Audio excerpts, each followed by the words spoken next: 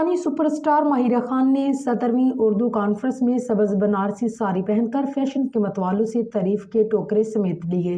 Mahira Khan Pakistani showbiz industry کی ایک ایسی اداکارہ ہیں جنہوں نے اپنی اداکاری اور خوبصورتی سے پاکستان کے ساتھ دنیا بھر میں لاکھوں دل جیتے ہیں۔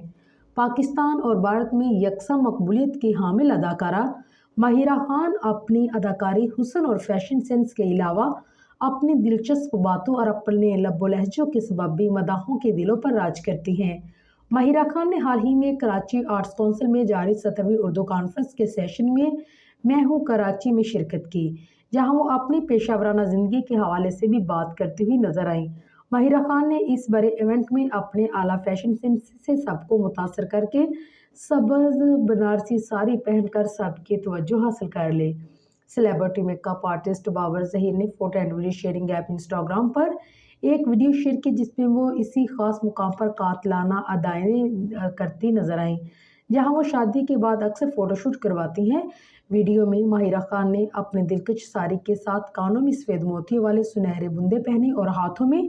اپنی پسندیدہ چوڑیاں پہنی۔ اس ویڈیو میں ماہرہ خان کے پرانے گانوں سے محبت کو مد نظر رکھتے ہوئے بابر ظہیر نے 1964 میں ریلیز ہونے والی فلم کشمیر کی کلی کے مشہور زمانہ گانے